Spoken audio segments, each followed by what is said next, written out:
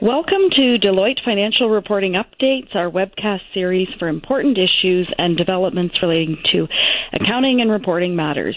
Today we present Bringing Clarity to ASPE Developments. It's that time of year again.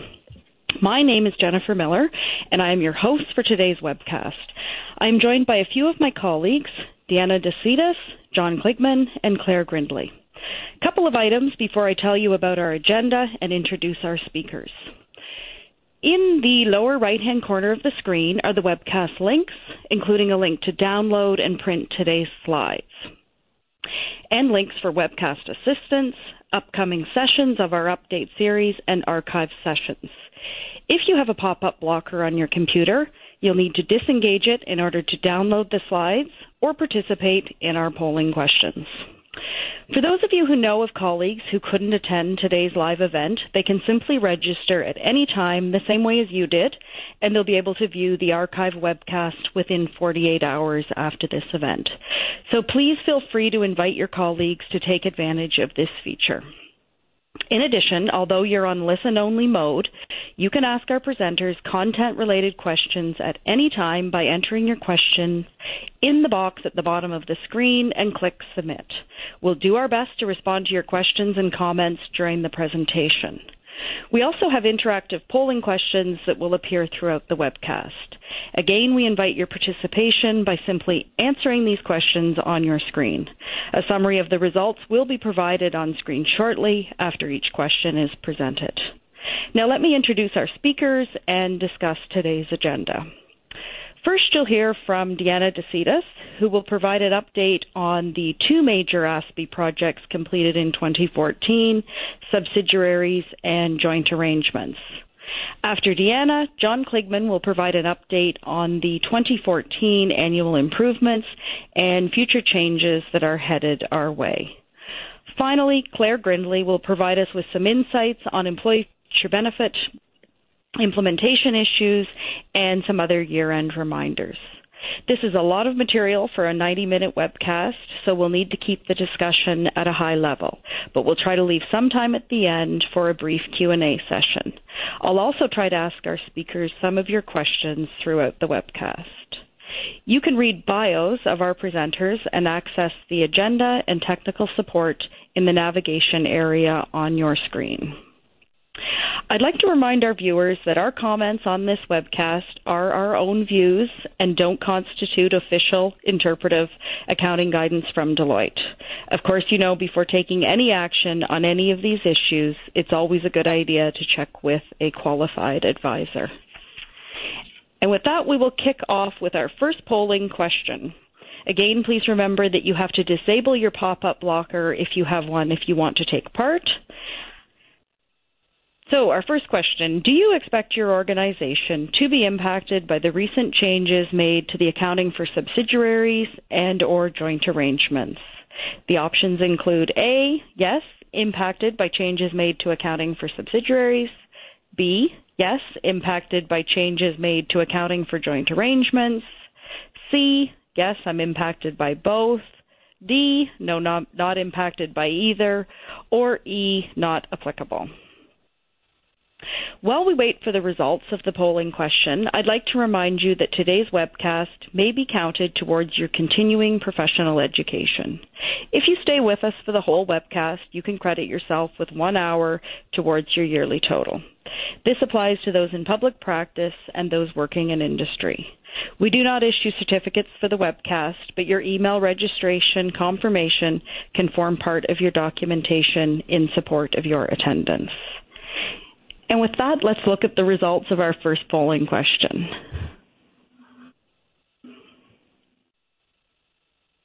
Okay, so it seems that roughly 40% not impacted by either, 20% are impacted, or 26% when we look at the answers to A and B. So you should benefit from what Diana is about to explain to us. And for those that indicate they aren't impacted, I would encourage you to look closely at those changes and make sure that that's in fact true and you don't have a surprise in 2016. And with that, I would now like to welcome our first speaker for today's webcast, Diana De Acetis. Diana is a partner in Deloitte's national office, specializing in providing accounting services to engagement teams and clients on the application of IFRS and ASPE. Diana has led the development of firm publications dealing with IFRS and is a frequent speaker at firm and external conferences on both IFRS and ASPE-related accounting matters. Diana is also a member of the Accounting Standards Board's Private Enterprise Advisory Committee. And with that, I will turn it over to Diana. Thanks very much, Jennifer, and hello, everyone. So as Jennifer mentioned, the first topic I'm going to look at is subsidiaries and joint arrangements, essentially highlighting that there's been two new standards that have been issued this year on each of these topics, as well as an amendment to an existing standard on 3051 dealing with investments.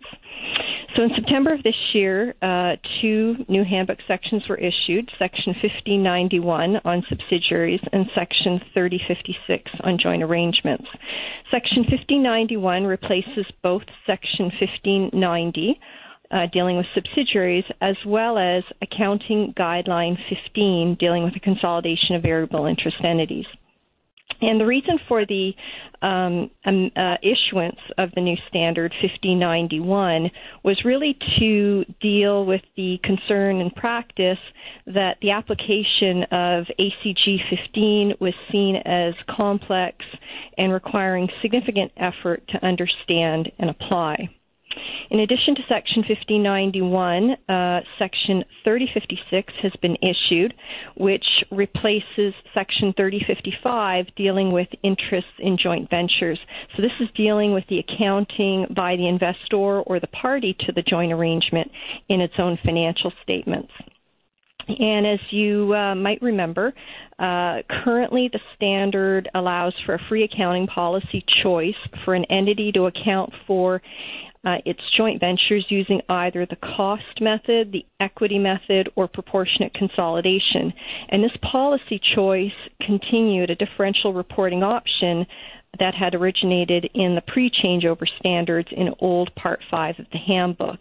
Now, since the issuance of IFRS 11 dealing with joint arrangements, there was a revisiting of this standard, and the view was that the accounting in 3055 did not result in a faithful representation in the accounting for certain types of joint arrangements. And we'll discuss the details of what has specifically changed in the next few slides.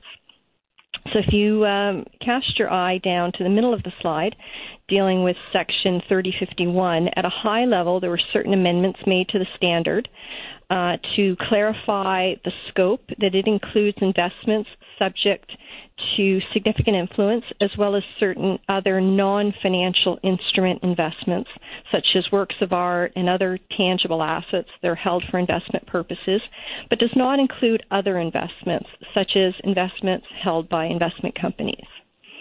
The scope to Section 3051 was also amended to clarify that a different accounting policy choice can be made for each of the following types of investments: subsidiaries that are not consolidated, investments subject to significant influence, and interests in the net assets of a joint arrangement. And we'll review shortly what that last type of investment means.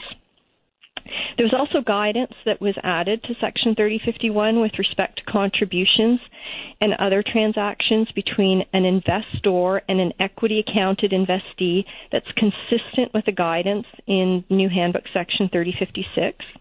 Now, in terms of all of these standards, the two main standards, 1591 and 3056, as well as the amendments to 3051, are effective for fiscal periods beginning on or after January 1st, 2016. However, it's not too early, as Jen mentioned, to start thinking about the changes and the resulting implications to your financial statements, key performance indicators, as well as banking covenants.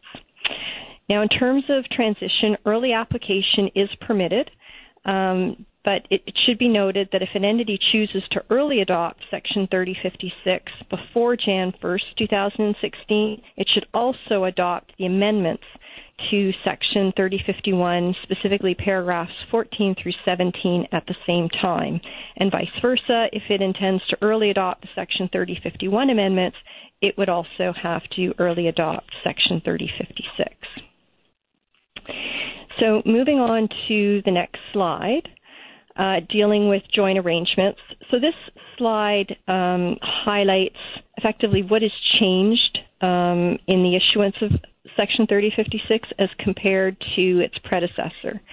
So some of the fundamental aspects of Section 3055 have not changed. So for example, what constitutes a joint venture?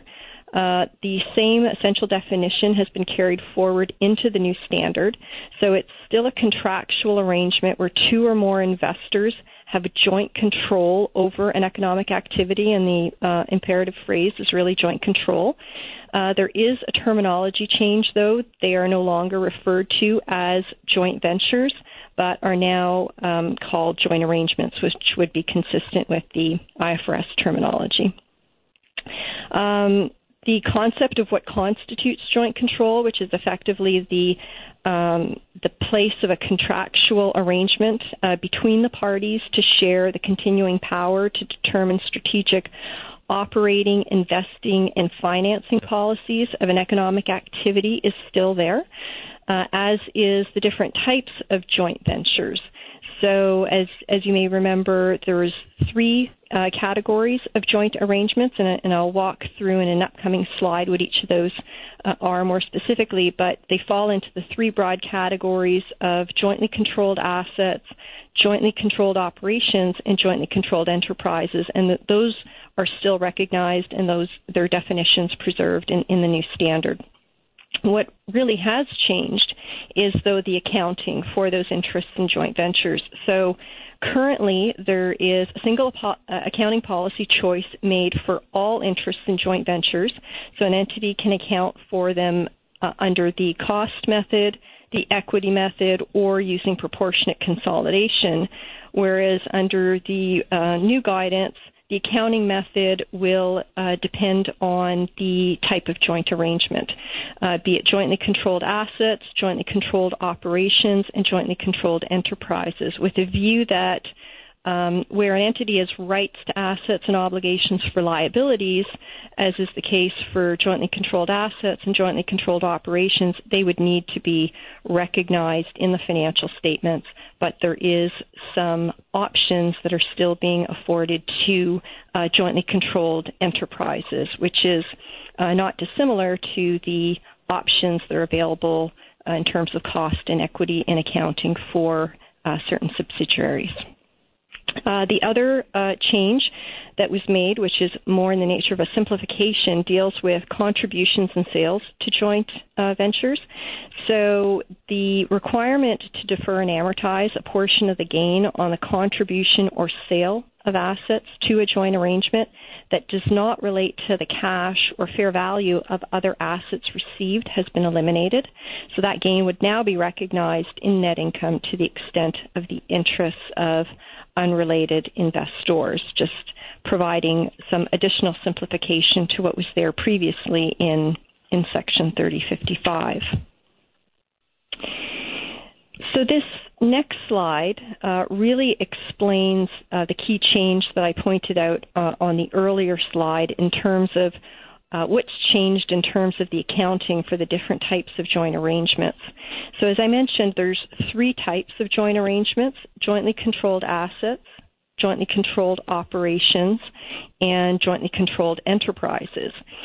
So, and they're shown in the three green bars across the top of the slide. Now, jointly controlled assets and jointly controlled operations are similar in that both of them operate without a legal entity, so they don't operate in a partnership or corporate structure. But, starting with jointly controlled assets, they're arrangements that usually involve joint ownership and always joint control over an asset directly. So, for example, two enterprises might jointly control a rental property, each taking its share of the rents received and bearing its share of the expenses. And as a result, under the new standard, the investor would recognize its share of the jointly controlled asset its share of the liabilities, and its proportion of the revenue from use of the asset, and as well as its share of the expenses. In terms, if you move towards the middle of the slide, jointly controlled operations is the second type of joint arrangement, and that really generally involves each investor using its own assets and resources which it contributes to the joint arrangement's activities. So, for example, you could have two parties entering into a joint arrangement where one party agrees to manufacture product and the other party agrees to market and distribute the product. In such an arrangement, each of the parties would still retain their own assets, but would enter into a joint arrangement where they would jointly control the activities of this particular venture. And as a result, each would account for the assets that it controls, the liabilities it incurs, as well as its share of the revenues and expenses incurred. So the important point really to take away with respect to jointly controlled assets and jointly controlled operations is that entities will no longer have the choice to use the cost or the equity method. For these types of joint arrangements, the investors have rights to individual assets and obligations for liabilities and would be required to present them in their financial statements. Now, this accounting may be similar to proportionate consolidation accounting for those of you that use that in Section 3055, but may produce different results depending on the details of the joint arrangement, in particular the details of their rights to specific assets and obligations for specific liabilities. Now, the third category off to the right is jointly controlled enterprises. So for those, an entity has more choices available. An entity is allowed to account for all interests in jointly controlled enterprises using the cost or the equity method. The new standard also permits but does not require an entity to undertake additional analyses of its interest in all jointly controlled enterprises to determine whether it has an interest in net assets or individual assets and liabilities. And that's really the key, that when you, if you elect to go down that route and do the analysis, it really needs to be applied to all jointly controlled enterprises.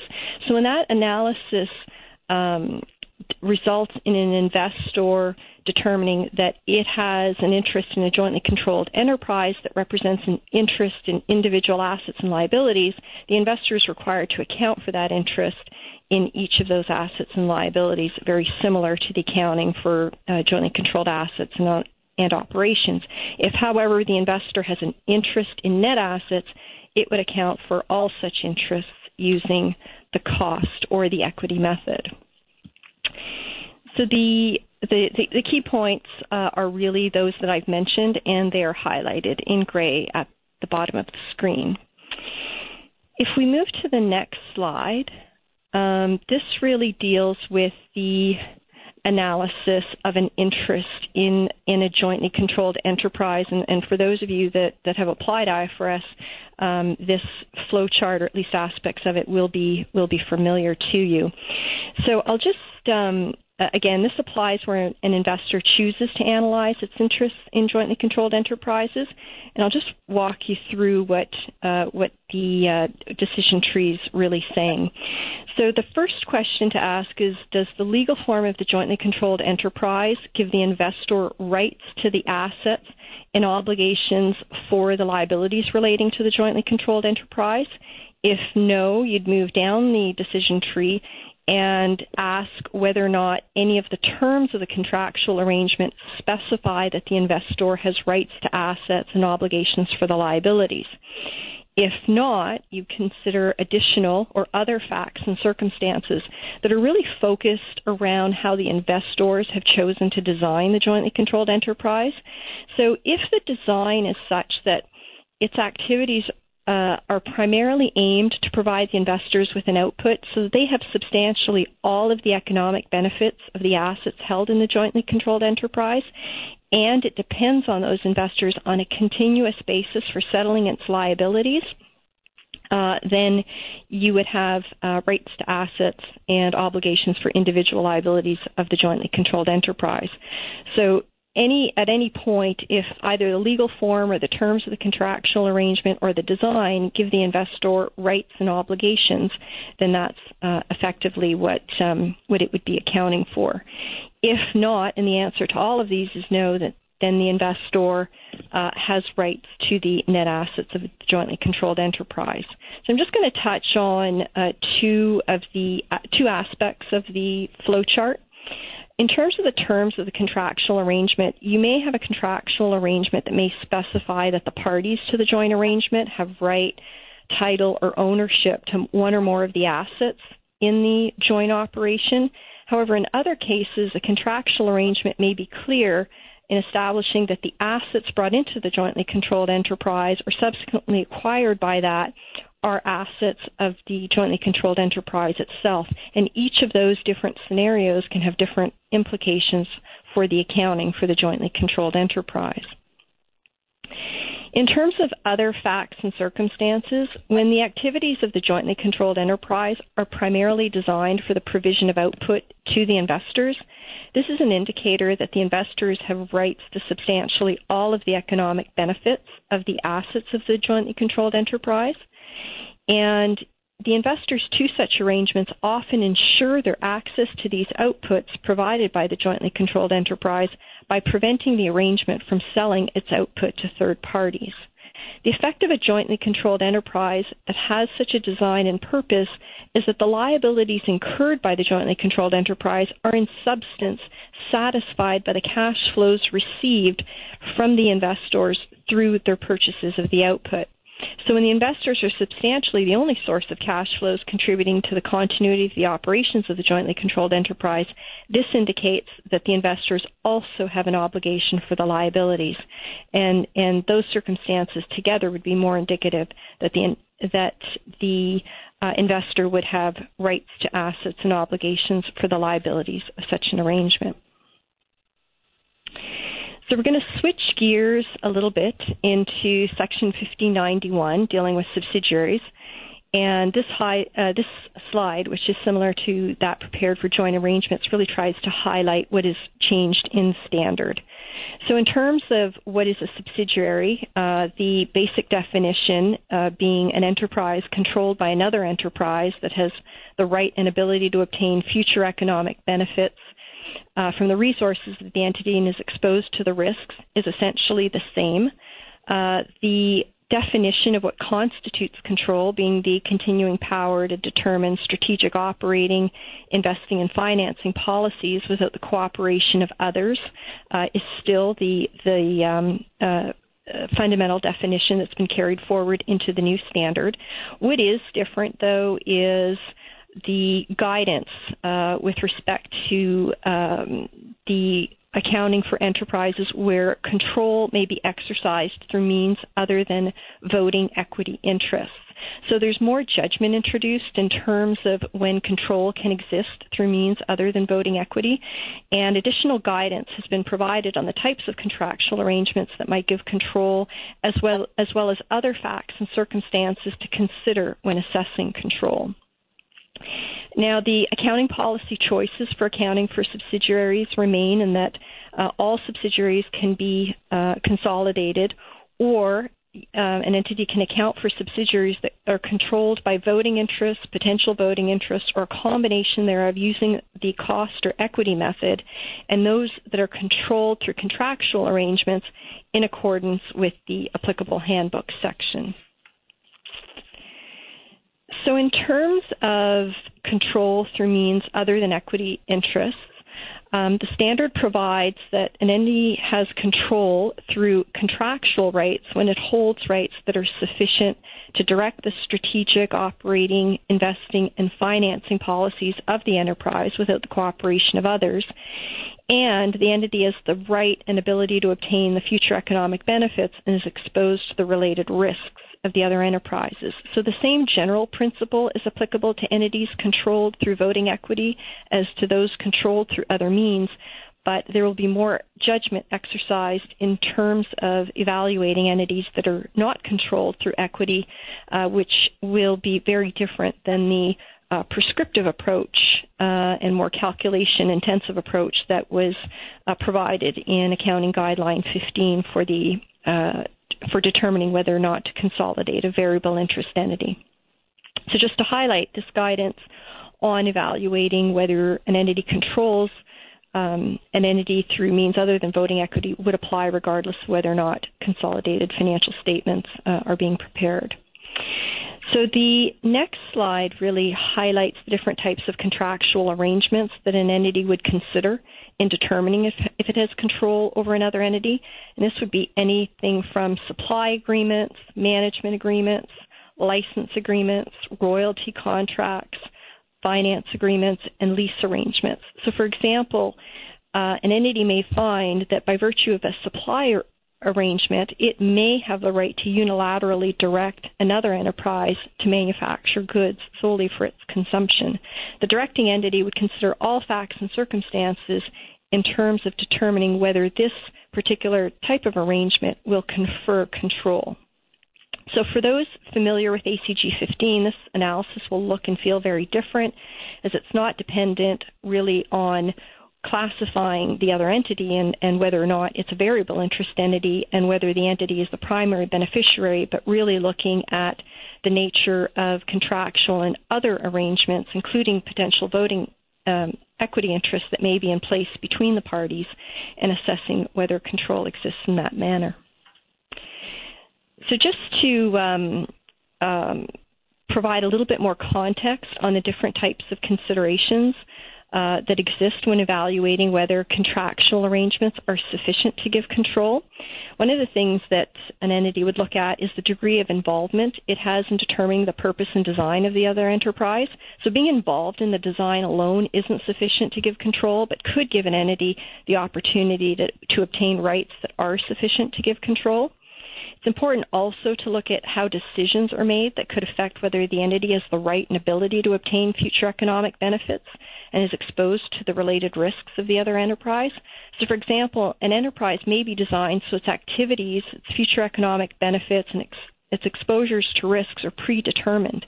So in that case, an entity would evaluate whether it has decision-making authority when those particular events or circumstances occur, which may confer control. It's also important to assess the risks that the other enterprise is designed to be exposed to, and that can include anything from operating risks, price, credit, liquidity, and interest rate risks. And also whether to return to the main principle, whether the entity has the continuing ability through a contractual arrangement to direct those strategic policies of the other enterprise without the cooperation of others. So this evaluation of the rights would include a number of rights, including those put in place at the inception of the arrangement in the form of call rights, put rights, liquidation rights, and rights that may only be exercisable when an event or circumstances occurs, as may be the case for certain entities on autopilot or on a predetermined path. So with that, I will turn it back to Jen. Thank you, Deanna.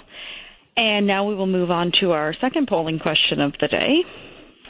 Does your organization intend to early adopt the changes made to accounting for subsidiaries and or joint arrangements? A, no, we will not early adopt. B, yes, we will early adopt. C, we haven't made a decision at this time. Or D, not applicable. And Deanna, while we wait for the results of the polling question, I'd like to ask you a question that has come in. For the situation where an entity is no longer able to use the cost or equity method and is required to account for its interest in the assets and liabilities of the joint arrangement, does it have to apply the new accounting on a fully retrospective basis? Thanks, Jen. The short answer is no, that there are certain transitional provisions available within the standard. So an entity would have the choice to fully retrospectively apply Section 3056, or it can use the carrying amount of assets and liabilities in the financial statements of the joint arrangement at the beginning of the year prior to adoption of the standard, so the beginning of the comparative period, or there's also an option to use the fair value of assets and liabilities in the joint arrangement on the same date. So fully retrospective is one of the options, but not the only one. Great, thank you. And now if we can look at the results from our polling question. Okay, so for 50% of the people not applicable, 28% have not yet made a decision, and 17% no, and a very small percentage of people have made the decision to early adopt. Interesting. It's always kind of neat to look at the benefits of early adoption, think about the users. Sometimes there are real benefits, and it is a big decision. And with that, I would like to welcome our next speaker, Jon Kligman. Jon is a partner in the Canadian National Office. He has been with Deloitte for over 27 years and is a member of the Technical Consultations Group in National Assurance and Advisory Services. Jon specializes in a number of IFRS and ASPE technical accounting topics, in particular accounting for income taxes, foreign currency translation, related party transactions, and business combinations. He is also a facilitator for technical training. And with that, I will turn it over to Jon. Thanks, Jen, and hi, everyone. The annual improvements process clarifies guidance or wording, and it also corrects relatively minor unintended consequences, conflicts, or oversights. The 2014 annual improvements incorporated two changes to Section 3856, and they're effective for fiscal years beginning on or after January 1st, 2015, with earlier application permitted. There's also one proposed amendment that didn't make the cut, and we'll talk about that one too. So the first change to the financial instrument section relates to hedging. And the question is, well, what happens if a hedge transaction and settlement of the hedging item straddle the balance sheet date? The amendment clarifies that the hedging item is remeasured at year-end, and any gain or loss since the date of the hedge transaction is included in income. Now let's look at the example on this slide. Suppose that HedgeCo purchases equipment in U.S. dollars before year-end, and prior to the transaction, it purchases a foreign exchange forward contract to hedge the purchase of the equipment. The contract is settled, and the equipment is paid for after year-end. So the gain or loss on the FX forward up to the time the equipment is purchased on December the 20th is included in the cost of the equipment. The FX forward is then remeasured at the balance sheet date at the spot rate at that time, so that the gain or loss on the forward between the date of the equipment purchase, December the 20th, and the year-end, December 31st, is included in net income at year-end. If the payable is settled at the same time as the FX forward on January the 15th, the gain or loss on the forward at year-end and post-year-end will partially or completely offset the loss or gain on the payable during those periods. The second annual improvement related to the financial instrument section relates to financial asset impairment disclosure. The box on the left, the blue box on the left, represents the old requirement, and the green box on the right is the new requirement.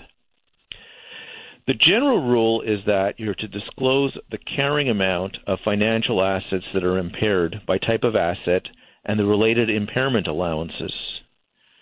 Under the amendment in the green box on the right, there will be an exception for current trade receivables. For those, you only have to disclose the amount of any allowance for impairment. You don't have to disclose the carrying amount of those current trade receivables that are impaired. And the reason for that change is that for trade receivables, the allowance for impairment is often determined as a group based on the age analysis or some other methodology rather than on an item-by-item individual receivable basis.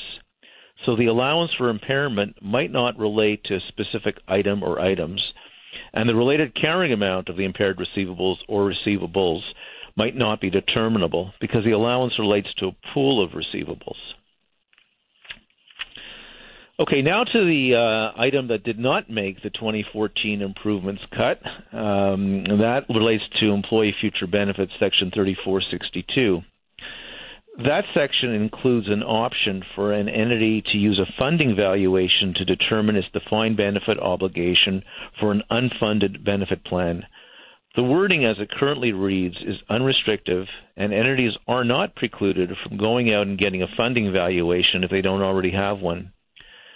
The reason for providing the option to use a funding valuation was to reduce actuarial costs for those entities that were already preparing funding valuations for regulatory purposes, so they weren't also required to go out and get a separate valuation for accounting purposes. The 2014 Annual Improvements Exposure Draft proposed to limit the option to use a funding valuation for unfunded defined benefit plans to entities that have at least one funded defined benefit plan. The proposed amendment was not approved, and no changes were made to the handbook in this area as a result of that. Respondents to the exposure draft and the Accounting Standards Board agreed in principle about the proposed with the proposed amendment, but in light of concerns raised by some stakeholders and the board regarding clarity of the amendment and other issues, the Accounting Standards Board decided to consider the issue further before issuing final changes. As Jen noted at the outset, Claire will have more to say about Section 3462 a little later on in the webcast. And just to note that if you subscribe to the publication, The Standard, the one you received probably last night or overnight or early this morning, includes an FYI article and the basis for conclusions about these annual improvement changes and this particular non-change. Okay, switching gears and moving to future changes headed our way. On the next slide, you'll see the Accounting Standards Board project plan for ASPE. And you'll find that on the Standards Board's website, frascanada.ca. And of course, that does get amended from time to time. So it's a good idea to regularly check the website if you want to see the current status of projects. So just running down the projects in the column on the left, the first one, the Accounting Standards Board Strategic Initiative, that project's going to be used as a basis for developing the ACSB's next strategic plan. It takes a closer look at each of the accounting frameworks used in Canada and whether or not they're working as intended and meeting the needs of users, and how to better implement the strategies. And as you'll note, that strategic initiative is not limited to ASPE. It's a broader project. The next one, annual improvements for 2015, those issues are currently being identified, and we don't know what they are yet, but the employee benefits issue that we just talked about might find its way into that project. The next one, now we get to the major projects. The next one is agriculture, and that's a long overdue project. Among the things that that's going to address are when should a biological asset be recognized, how should it be measured on initial recognition, how should it be measured in subsequent periods, and how should agricultural produce at the point of harvest be accounted for. The next project you'll see on your slide is the redeemable preferred shares issued in a tax planning arrangement. We have separate slides for that, so I'll skip over that for the moment and go to the subsidiaries one. Sections 1590 and 1591 provide an accounting policy option for private companies to either consolidate their subsidiaries or account for them using the equity method or the cost method. This project is going to look at whether certain aspects of Section 1582 on business combinations should apply when a private company chooses to account for its subs using the cost or equity method. It's likely going to address things like, should transaction costs and contingent consideration under the cost and equity methods be accounted for in the same way as under Section 1582? What about the impact of pre-existing relationships? Should Section 1582 accounting apply under the equity method for things like bargain purchases and use of a defined measurement period for completion of the purchase equation? Of course, the latter items depend on what's going to happen with equity method accounting. We also have separate slides on the post-implementation review of Section 3856 on financial instruments, and we'll get to that in a few minutes. So moving on to really a major item, and that's redeemable preferred shares issued in a tax planning arrangement. And this one really is a big one and could have a significant impact for some companies. The status quo, the current requirements are in the box, on the blue box on the left-hand side of your screen. The proposal really is outlined in the green box on the right-hand side of your screen. The Accounting Standards Board is proposing to remove paragraph 23 in section 3856. That paragraph requires redeemable preferred shares issued in certain tax planning arrangements to be classified as equity and recorded at their par stated or assigned value. When redemption is demanded, they are reclassified to liabilities, and tax planning arrangements that are meant to be captured by that guidance includes estate freezes or other rollover arrangements. Now, just removing one paragraph won't sound like much, but the implications can be huge for both classification and measurement of these instruments. So if paragraph 23 is removed, and if you just look down the items on the right-hand side of your slide, you'll see that the preferred shares would be classified as liabilities. They would be measured at their initial fair value, which would usually be their redemption amount, and that would usually equal the fair value of the business at the date the shares are issued. The corresponding impact would be a reduction in shareholders' equity, and the charge would be reflected in a separate component of equity and reclassified to retained earnings when the shares are redeemed. The negative impact on shareholders' equity was the determining factor for including paragraph 23 in the handbook in the first place. There was concern that financial statement users would be confused and led to believe that profitable entities were actually doing poorly. The Accounting Standards Board's current research indicates that's not a problem anymore. They also believe that showing the charge in a separate component of equity should help. So let's look at an example outlined on your screen. Joe wants to pass his business onto his children on a tax-deferred basis.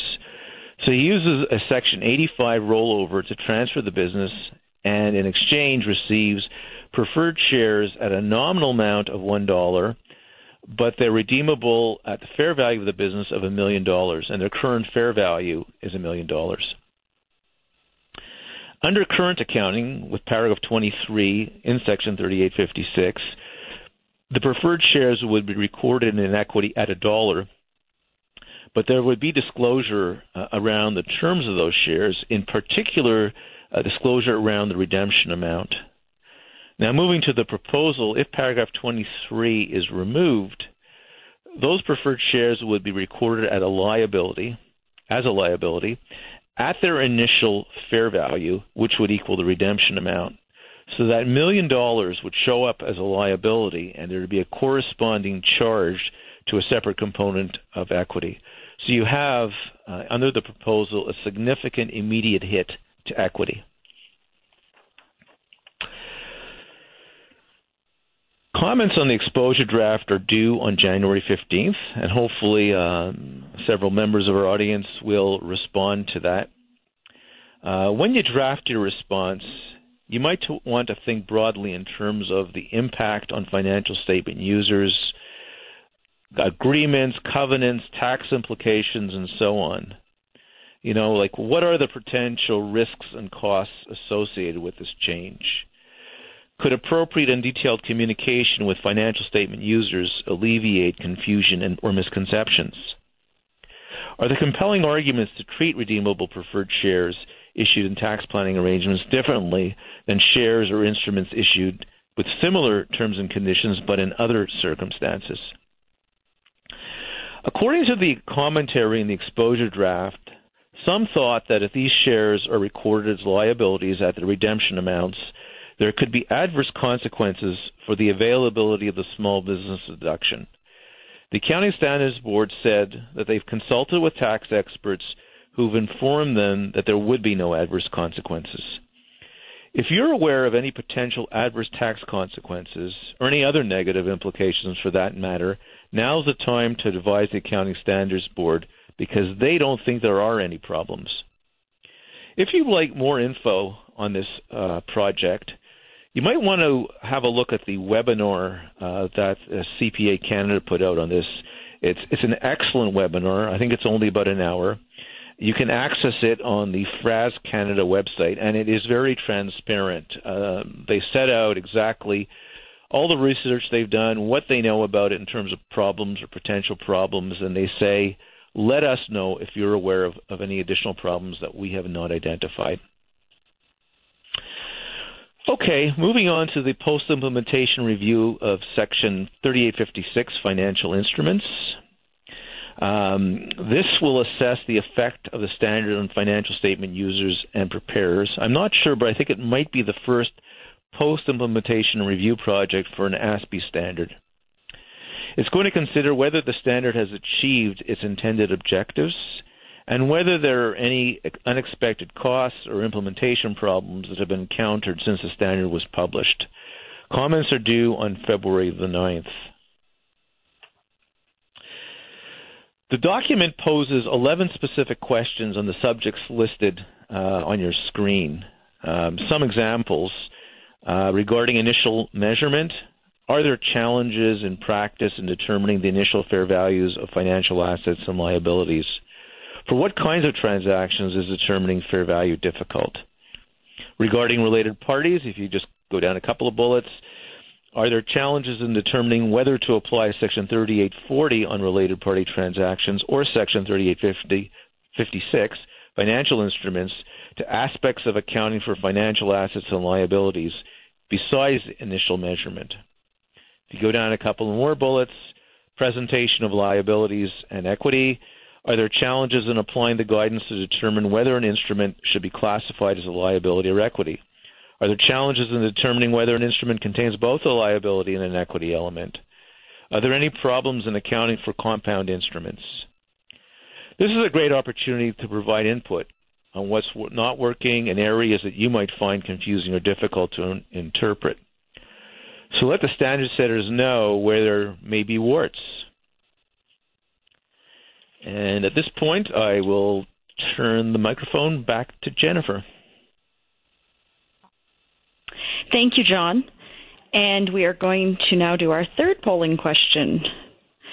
What are your initial thoughts on the proposal to remove the exception in Section 3856 for redeemable preferred shares issued in a tax planning arrangement?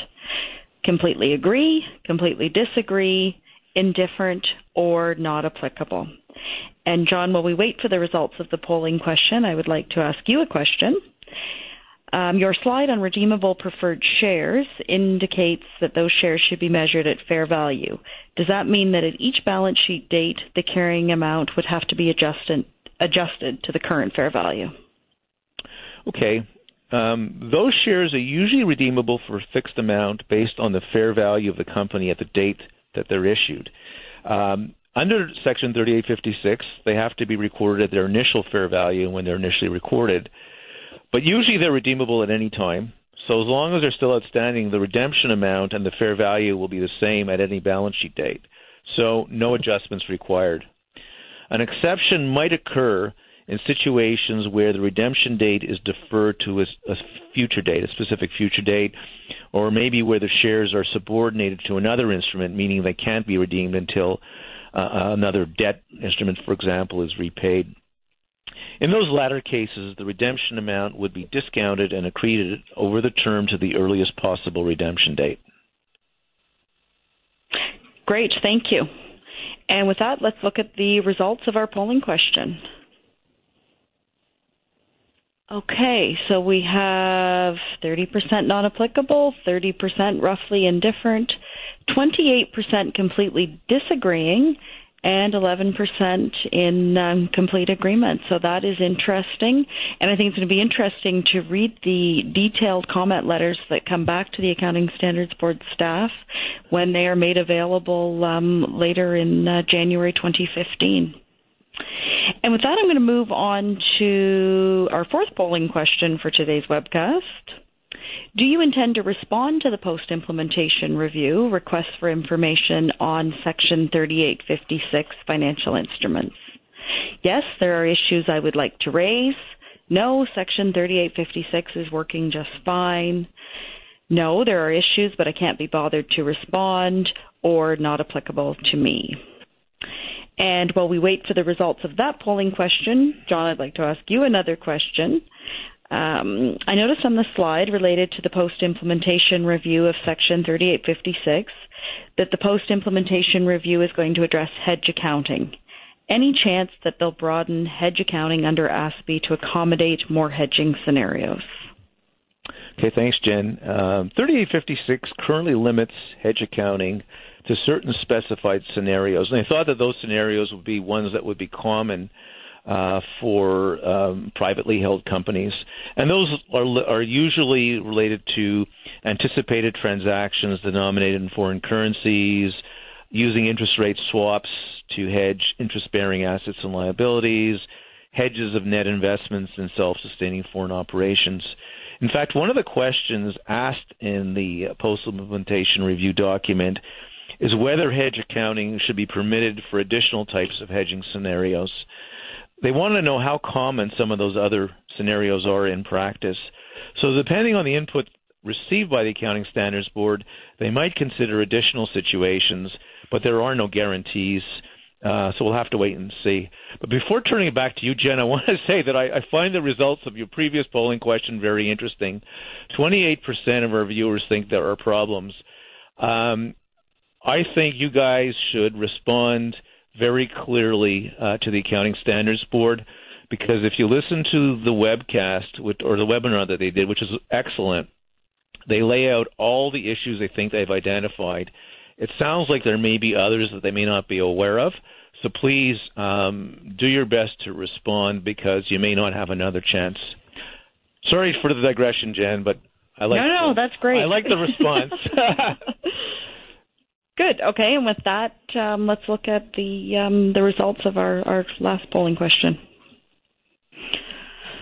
Okay, so we have 57% not applicable, which seems high. 22% working fine. 3.4% saying there are issues they would like to raise, which seems low, and 16% saying there are issues, but I can't be bothered. And I guess with that, I go back to Jon's earlier comment around this is a great opportunity to provide our input, have our say, and influence the future direction. So it would be unfortunate not to respond, especially if you have issues with this action. And with that, I would like to turn the presentation over to our last speaker, Clair Grindley. Claire is a partner at Deloitte's national office and a member of both the Technical Consultations Group for the Canadian firm and a member of Deloitte's global IFRS team. Subjects of focus for Claire include employee benefits, impairment, and joint arrangements, and she is also a member of the IFRS Discussion Group, a subgroup of the Canadian Accounting Standards Board. And with that, I will turn it over to Claire. Thanks very much, Jen, and hi, everybody. So I'm going to spend the next little while talking about employee future benefits implementation. Interesting to see on the last polling question that around 23% of the group listening in today was satisfied with 3856. I'm kind of curious myself to know what portion might be satisfied with 3461, the predecessor to the new employee future benefits standard. I suspect there may be a portion of the group that would have said the standard should have remained unchanged, but it hasn't. And I'm going to go through some of the changes that have occurred under 3462. And I hope you'll see from this part of our presentation to you that while some policy choices have been removed, there are actually some practical expedients that have also been introduced by the new standard. So Section 3462, Employee Future Benefits, the replacement to Section 3461. And as the name suggests, this covers employee benefits that are payable in the future, so beyond the current service period. The classic example that one might think of is pensions, but it could also be termination benefits and other long service benefits payments that are payable to employees. Now, this standard is effective this year, so for fiscal years beginning on or after January 1st, 2014. So for those of you who've got December 31st year ends, then December 31st, 2014 will be your year of initial adoption of 3462, unless, of course, you did decide to early adopt. Now, Section 3462 did result in some changes and hopefully does bring with it some benefits. And the benefits that have been outlined with respect to the standard are increased comparability between entities through the elimination of certainly one significant policy choice, a more meaningful balance sheet number, and then also, it depends how you view this one, increased income statement volatility. For that, that's perhaps not considered to be a benefit, but it does give transparency to the users of the financial statements as to what's happening with the defined benefit plans. So let's move on to the next slide and going to start going through some of these changes. And the changes for the most part under 3462 do relate to the treatment of defined benefit plans. This could include pension plans, but it could also include other benefit plans that you've got in place as well. Now, one of the complexities associated with defined benefit plan accounting relates to the need to get actuarial valuations to measure the obligation, and then the treatment of the corresponding actuarial gains and losses that arise. And actuarial gains and losses are effectively differences that might arise because long-term assumptions, say, differ from short-term experience. And in the past, under 3461, there was a policy choice that enabled entities to defer and amortize these gains and losses over an extended period. But this policy choice has been removed now, and as a result, the only option available to all entities is to effectively bring the full surplus or deficit that relates to the pension plan or defined benefit plan onto the balance sheet. So as noted on the last slide, this will result in increased comparability, but for those entities out there who do have significant actuarial gains and losses, then this could be a big change as to the look and feel of your balance sheet. Now, the resulting number that falls out of this will be presented as a net number on the balance sheet, referred to as the defined benefit liability or asset, depending on what the net position is. And at the bottom of this slide, you can see the components that make up that amount. And you'd have at the start the defined benefit obligation. So that's the number that's a present value number that comes from your actuary and comes from an actuarial valuation. And that will be a credit balance, an obligation. And then you'd have the debit balance, your asset being the fair value of pension assets. That assumes, of course, that the plan in question is funded. And then the difference between the two might give you a surplus if plan assets are more than the obligation, or a deficit if the converse is true. There is one final adjustment that's made to that before we get to the net amount that's presented under 3462, and that's a valuation allowance. So this might apply if the fair value of your pension asset is in excess of your defined benefit obligation. So you've got a surplus, you're in a surplus position presenting a net asset. There is a requirement in the standard to do a recoverability test in the same way you might do for your accounts receivable or your tax assets. And sometimes that results in the need to do a write-down. So where that's true, then that's also deducted. And then the final number is your defined benefit liability or defined benefit asset.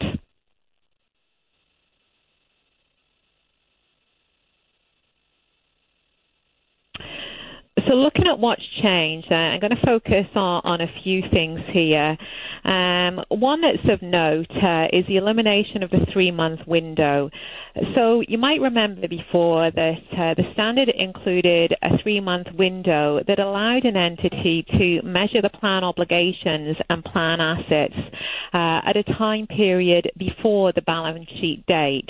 So this might be if you're a December 31st year end, you could have chosen to go as far back as September 30th to measure your plan assets and plan obligation.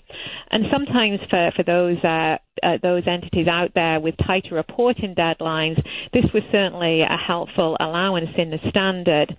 So it might be disappointing for entities to see that this 3-month window has gone away, and instead the obligations and assets do have to be measured at the balance sheet date. Now, don't fear too much, because there is another change that the standard brings with it that I'm going to talk about shortly as well, and that takes a little bit of the stress out of the elimination of the 3-month window. The discount rate is at the date of the actuarial valuation, and actuarial valuations need to be done at least every 3 years, sometimes more frequently when a significant event occurs. And the discount rate, as with 3461, is determined by reference to high-quality corporate bonds.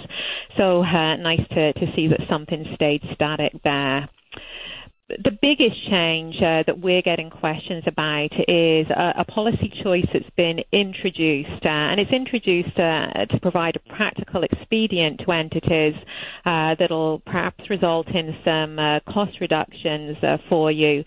So this is good news, and this is a policy choice that's available with respect to using either an actuarial valuation prepared for funding purposes or an actuarial valuation prepared specifically for accounting purposes.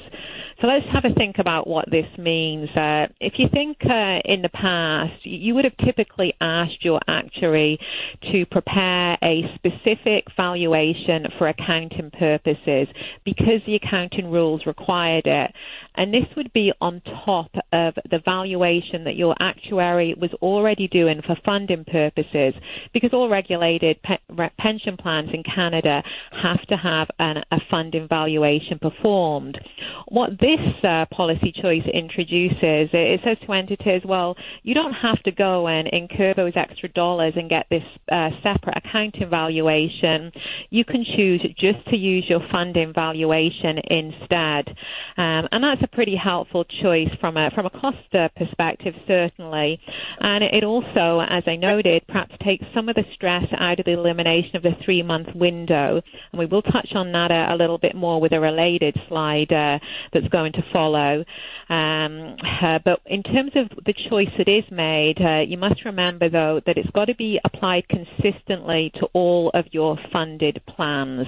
So if you've got 2 or more funded plans, you make the policy choice to use the funding valuation that you've already got, or go out and get an accounting valuation for all of your funded plans. You don't cherry pick which ones you're going to do it for.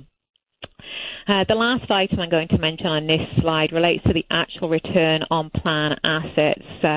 We no longer in ASPE have the notion of the expected return on plan assets, but the actual return on plan assets is one of the components that goes into the overall benefit cost that's included in your financial statements.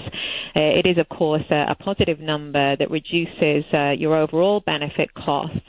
And the note that's made here on this slide is that the cost of managing plan assets paid for by the sponsor are deducted from the actual return on plan assets. And that's separate and distinct from, say, any administration cost. It's got to be the cost of managing plan assets. I think I'd like to go to the next slide now, which helps put some of what I've just been saying into a bit of a better context. And here we can look at some of the components of cost and presentation that relate to a defined benefit plan. There's 3 components, and for those of you who've got some familiarity with IFRS, these components do actually mirror IFRS to a large extent. The key difference relates to the last item, remeasurements and other items, which have some different components to IFRS. And also, because under ASPE we don't have the concept of other comprehensive income, all of these costs are going through your P&L. So item 1 is current service cost, and this is the actuarial present value of benefits attributed to employee services in the period. And that's shown net of any contributions that you receive from your employees. The second component is the finance cost, and this is a net number, and this is determined by looking at the defined benefit liability or asset at the start of the period, and that's applied to the discount rate in order to determine the overall finance cost that goes into your P&L for the period. The last item covers a bit of a mishmash of items. The biggest component for many entities will be the actuarial gains and losses, which I referred to previously. So this is a number that perhaps will introduce some volatility to your financial statements. In addition to actuarial gains and losses, you're also going to see in there the difference between the actual return on plan assets and the amount included in finance costs, changes in the effect of any valuation allowance, past service cost, and then lastly, gains and losses on settlements or curtailments. And just to note there that you can choose to show remeasurements and other items either as a separate line item on your P&L or as a separate item that's disclosed in the notes to your financial statements.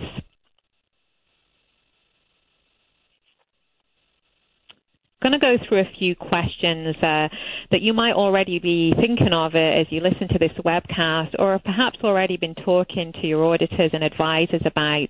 And these are all questions that are based on this new policy choice to use a funding valuation as opposed to an accounting valuation. And one question you might ask is, well, when is a policy choice to use a funding or an accounting valuation available? And Jon did talk to this a little bit earlier on to note that this is an item that's under discussion right now by the Accounting Standards Board. It's certainly a policy choice that's available for entities that have got funded benefit plans. And it's also available if you've got a unfunded benefit plan and also one or more funded plans. The question that arises is, well, what happens if I've just got some unfunded benefit plans? Can I use a funding valuation then? And how do I do that given that it isn't funded? I think if you do have that question, we'd advise you consult with your auditors and advisors, and we can best direct you how to proceed in that area, given the flux in this matter by the Accounting Standards Board. What are the differences between a funding and accounting valuation? Well, both are prepared for two discrete purposes. The funding valuation is prepared in order to look at whether or not there's enough assets in the plan to fund the benefits that are payable to the members. And that's based on a specific set of assumptions that actuaries are bound to use for those funding valuations. And those might differ from the estimates that are used under the accounting rules and are a part of 3462 for accounting valuations. So you could get quite a different obligation in your funding valuation versus an accounting valuation. And so if you are looking at that policy choice, it might be a good idea to ask your actuary, well, what difference is this going to be to me?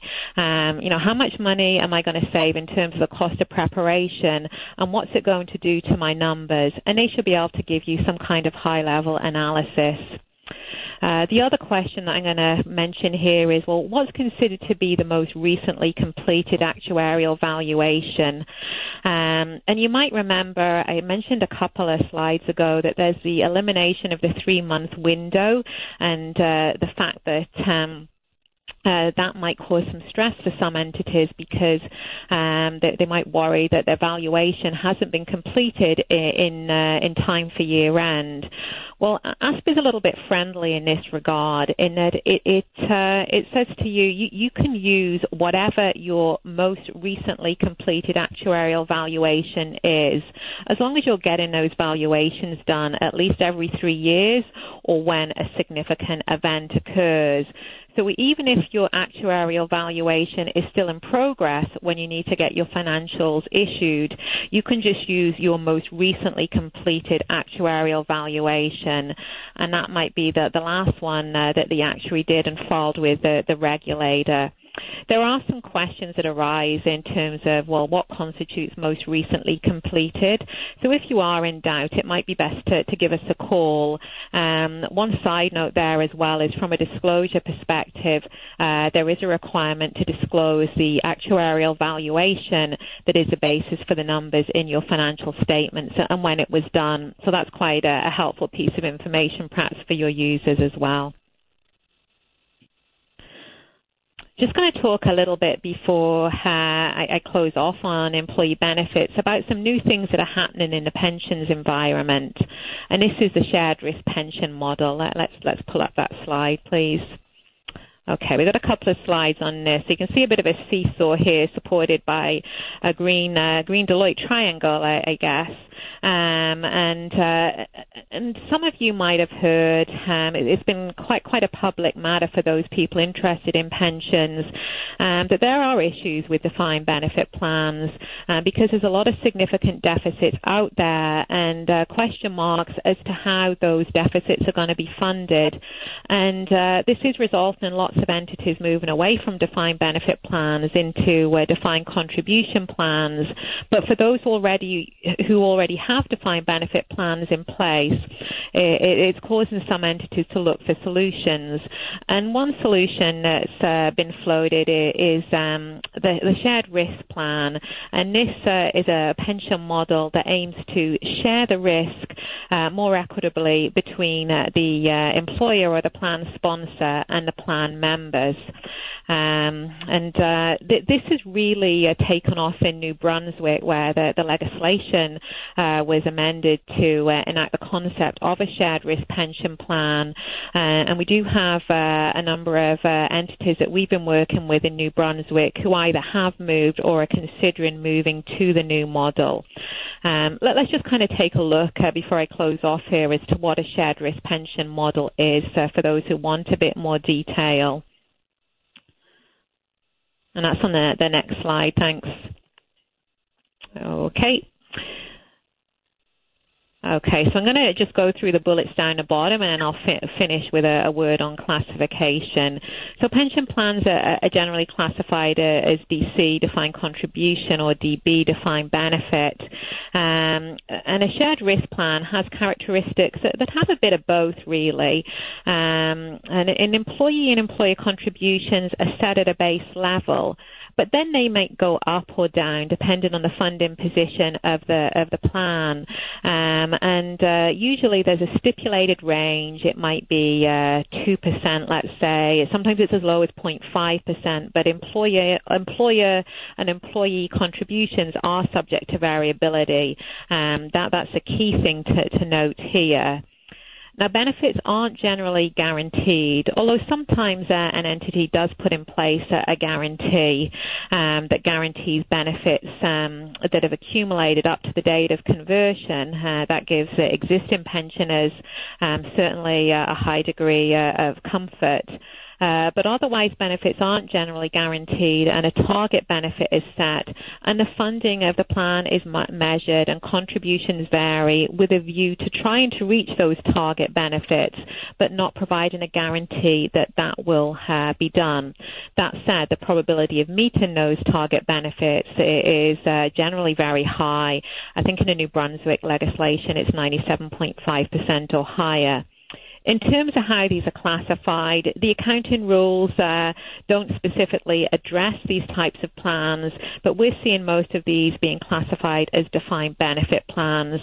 But certainly if you do go down this route, it's an item you'd want to have early conversations with your auditors and advisors on. And when I say early, I would say when your actuary is talking to you about these, involve us as well so you don't get any surprises down the road.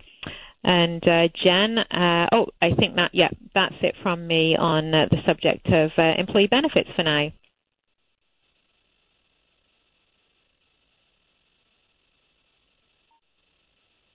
Thanks, Claire. We've got another polling question here. How would you describe your entity's transition to Section 3462, Employee Future Benefits? A, straightforward. B, more difficult than expected. C, difficult with lots of questions. D, in progress, so not yet sure. Or E, not applicable. And Claire, while we wait for the results of the polling question, I'd like to ask you a question that has come in. Okay. Do you have a sense in terms of whether most entities are taking the option to use the funding valuation, or are they going to stick with the accounting valuation? Yeah, I do, Jen, and based on those who've reached out to us or who we've been in dialogue with, there's a lot of interest in the funding valuation. Entities are doing this for a couple of reasons. One's to save costs, as I said in my presentation, and the other is it gives a bit less confusion. Like, entities have talked about the fact that in the past it's been difficult to explain to their stakeholders why they've got one set of pension numbers in the pension plan financials and then they've got this number in entity financials that's quite different, and that takes some of that mystery away. So funding valuation appears to be the policy of choice at the moment. Great, thank you. And with that, let's look at the results from the polling question. Wow, okay, 75% not applicable, just over 4% found it straightforward, and 11 in progress, 6, 7, 8% more difficult or difficult with lots of questions, which doesn't come as a big surprise. It seems that for many, the implementation wasn't quite as straightforward as expected. And with that, Claire, I think it's back over to you for some year-end reminders. Thanks very much, Jen. And I must say then thank you to the 75% who employee benefits wasn't applicable for.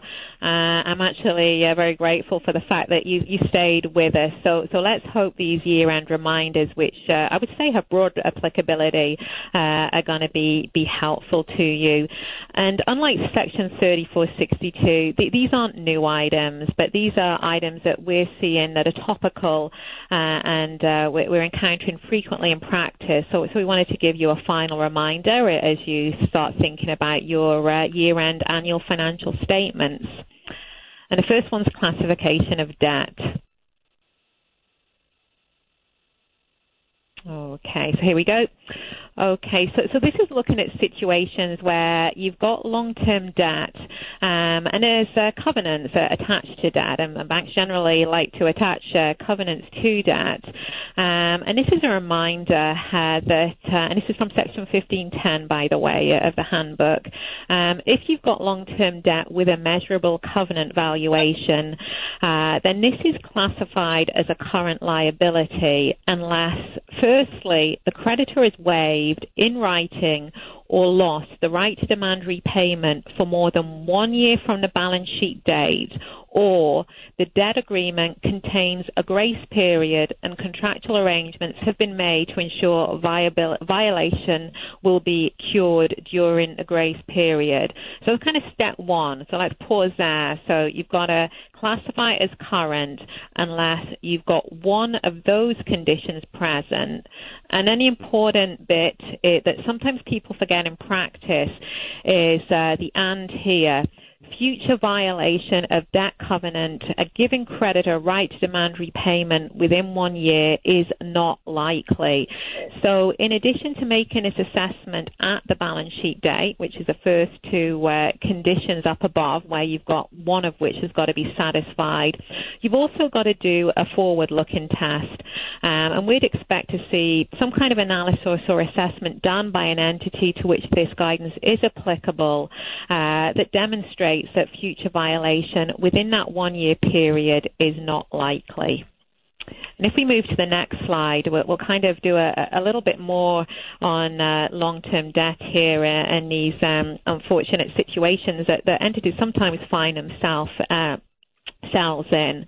And this is a reminder, firstly, that non-current classification has got to be based on facts existing at the balance sheet date rather than expectations regarding future financing or refinancing. So if, say, you've got a situation where you've got some long-term debt and it's due to be renewed in, let's say we're a December year end and it's due to be renewed in March, so 3 months after the balance sheet date. Well, in order to retain your non-current classification, you've got to have that renewal in place at the balance sheet date. You can't have the intent of renewal or the expectation of renewal. It's got to be in place at the balance sheet date. So if you are in that situation and you're looking to get renewal, you might want to get on the phone with your bankers before, or other debt providers before the year's out, just to avoid any year-end financial statement issues. Another question you might have is, well, what happens when a measurable covenant violation doesn't exist at year-end but occurs after year-end? Well, in this case, what we'd say is that factually, at year-end, at the balance sheet date, there is no covenant violation. That said, it's not a do-nothing approach. Some kind of disclosure under the subsequent event guidance would be applicable and required in this case. And then the last point on this slide, well, what happens when there's a covenant violation at the balance sheet date which has been waived? And here we go to section 1510 again, paragraph 14, and a reminder that there is a requirement that the entity assess future compliance with the covenants for a period of 1 year from the balance sheet date. So that's the point that I made on the last slide. Don't forget to do that forward-looking test. And if violation of the covenants is likely within the year, notwithstanding the fact that you got a waiver at year end, then classification would still have to be current. So if you are looking to get a waiver, you might want to look at, well, what happens for the next year? Perhaps the waiver can cover that 1 year period, and see if you can get it appropriately worded by your debt providers to make it crystal clear that that grace period does cover that full 12-month period after your balance sheet date. So let's look now onto impairment.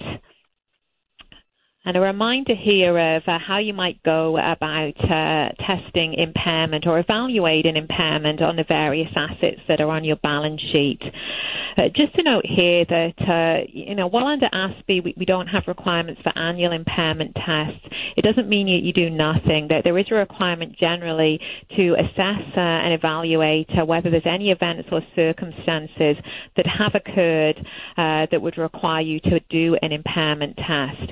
And when you're looking at this, we'd suggest a three-step approach in terms of the different assets that might be on your balance sheet. First, look at assets other than non-monetary long-lived assets. And this might be your inventory, accounts receivable, indefinite life intangibles, and so on and so forth. Then step 2, look at assets which fall under the guidance of ASPE 3063. So that's your PP&E and your finite life intangible assets. And then last but not least, if you've got any goodwill, do that as the final step in your impairment evaluation stage. And as the slide indicates, goodwill is tested for impairment only after all other assets have been assessed for impairment and any identified impairment loss has been recognized in respect of those assets. So if we look to the next slide, this just gives you a reminder of when an impairment loss is recognized and how that is measured. And if you look in the case of intangible assets not subject to amortization and goodwill, then impairment loss is recognized here when the carrying amount of these assets is in excess of fair value. Now remember, for goodwill, this test is done at the reporting unit level. So here the assessment is whether the carrying amount of reporting unit, including goodwill, exceeds its fair value. For other assets, so long-lived assets such as your PP&E and intangible assets that are amortizing, Then you've got an undiscounted cash flow screen, and here you test for recoverability, and you look at your undiscounted cash flows and assess whether or not those are in excess of the carrying amount of your assets. If it is, then you don't have an impairment. But if the carrying amount is not recoverable, so that undiscounted cash flow number is below your carrying amount, then you've got to recognize an impairment loss.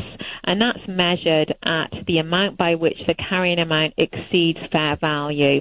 And that's the same for all assets that we've shown on this table here. So if we can move to look at impairment indicators, as I mentioned a couple of slides ago, whilst we don't have an annual impairment test, it's not a do-nothing approach under ASPE. Rather, you do have to look at whether or not there's any events or circumstances that might suggest that you've got an asset that could be impaired and therefore requires you to do an impairment test. And so these are some of the items. As the slide indicates, this list is not exhaustive. So has a major competitor entered the market? Has there been a change in demand for your products that you're unable to respond to? Have interest rates changed or the cost of capital changed for your entity? If you're exposed to foreign exchange, then are there changes in foreign exchange or otherwise also commodity prices that make you more susceptible to impairment? So for assets such as PP&E, maybe there's signs of obsolescence or physical damage that indicate the asset might be impaired. Or maybe you've got changes in your business model or plans to restructure or discontinue part of your operations that again suggest that you might not be able to recover the full value that's reflected on your balance sheet. So make sure either way that you do that screen at least, to test for impairment indicators at year end, and then based on that determine on whether or not you need to do the full test. And before I hand it back to Jen, I just want to do a final check on some other year-end reminders. And this is a bit of a potpourri here that you can perhaps digest it in your own time as well. But things that you might want to think about at year-end. Do I want to change accounting policies? And remember, in some cases, an accounting policy might be required. That was 3462. You don't have a choice there. You've got to change your accounting policy. But sometimes it might be beneficial for you to change your accounting policy. And Section 1506 provides, in some cases, a free choice to change accounting policies without having to demonstrate that the new policy is more reliable or more relevant. Have you reviewed the estimates that are applicable to your assets? And that would include the amortization method and the useful life policies. Tax, can never forget about taxes. And for any of you who've got uncertain tax positions, make sure that you have reviewed those uncertain tax positions so you're clear of a status at year end. And for those of you following the future income tax method, consider the recoverability of the future tax assets. Significant unusual transactions, all I'll say here is that if something significant or unusual, and you can judge what that is for your entity, has occurred, look at whether you've got all of your or everything in place for that transaction and you're satisfied with your accounting at the year end. And it might be beneficial if you haven't reached out to Deloitte to just give us a call and make sure there's not going to be any audit issues in that regard. And lastly, financial statement considerations. It's certainly never too early to think about disclosure, and perhaps you've got a draft, a set of your financial statements that are going to be ready early, that it might be helpful for you to just pass on to your auditors to get them to do a quick check on whether or not all the disclosures look to be adequate, and that might include, say, your 3462 disclosures. And Jen, those are my final reminders, so back to you. Thank you, Claire. We appreciate your feedback. So before we begin our question and answer period, which I think is going to be quite brief today, I wanted to point out that you will notice a red survey icon on the bottom right of your screen. I would kindly ask you to fill this out for development of our future webcasts. We take these surveys very seriously, so please continue to send us your suggestions. And if we don't get to your questions today, which we likely won't, I would recommend that you discuss your questions with your Deloitte contact so that they can respond to any questions or concerns you may have.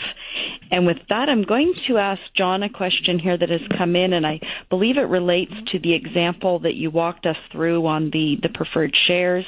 And the question is, the presentation of the liability of $1 million should also be presented in current liabilities as well to keep the nature of fair value. You bet, Jen. If those shares are redeemable by the holder at any time, and if the company cannot control when they're redeemed, then yes, they are a current liability.